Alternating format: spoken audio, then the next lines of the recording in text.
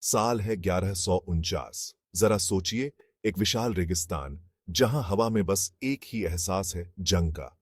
दो ताकतवर सेनाएं टकराने वाली हैं। एक तरफ हैं क्रूसेडर, यूरोपियन योद्धा जिन्होंने यहां अपना राज्य कायम किया है। वो ईसाई धर्म के लिए लड़ रहे हैं, उनके झंडे हवा में लहरा रहे हैं। और सामने हैं झेंगिद सेना, जिनका नेतृत्व कर रहे हैं नूर अद-दीन झेंगी। वो इस्लाम के सिपाही हैं, जिन्होंने ठान लिया है कि क्रूसेडर्स को यहां से खदेड़कर ही दम लेंगे। इनाब का युद्ध शुरू होने वाला है। ये टक्कर है दो संस्कृतियों, दो धर्मों और दो महत्वाकांक्षाओं की। और इस जंग का फैसला करेगा मध्य पूर्व का भविष्य। ये कोई मामूली लड़ाई नहीं है, ये क्रूसेड्स की कहानी का एक महत्वपूर्ण मोड़ है। दाव पर बहुत कुछ लगा है। शुरुआती जीत के बाद अब क्रूसेडर पीछे हटने पर मजबूर हैं। पवित्र भूमि पर उनकी पकड़ कमजोर पड़ रही है। नूर अद-दीन के लिए यह युद्ध एक सुनहरा अवसर है। यहां जिताकर वो अपनी ताकत बढ़ा सकते हैं और क्रूसेडर राजाओं के दिल पर वार कर सकते हैं। इनाब की कहानी बस सेनाओं की टक्कर की नहीं है। यह कहानी है उस दौर के जटिल गठबंधनों और दुश्मनी की।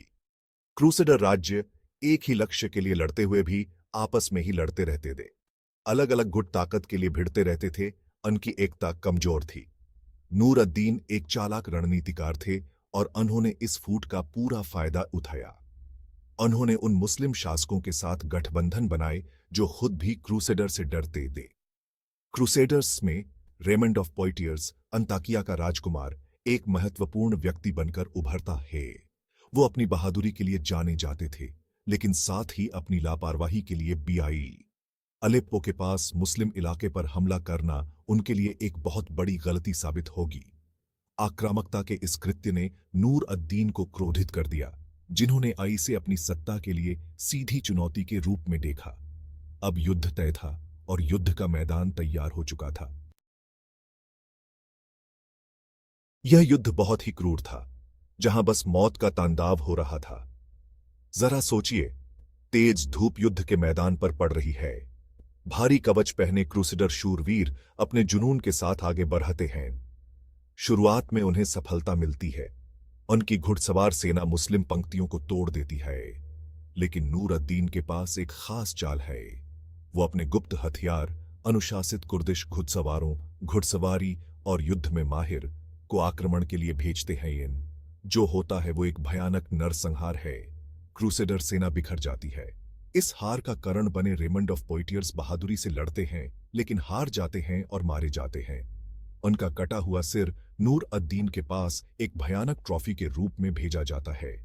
बचे हुए क्रूसेडर जी जान से लड़ते हैं, लेकिन हार निश्चित है। रात होने तक क्रूसेडर सेना पूरी तरह से नष्ट हो जाती है। इनाब के युद्ध के बाद का समय उतना ही नाटकीय था जितना युद्ध। क्रूसेडर राज्य हार से सदमे में है।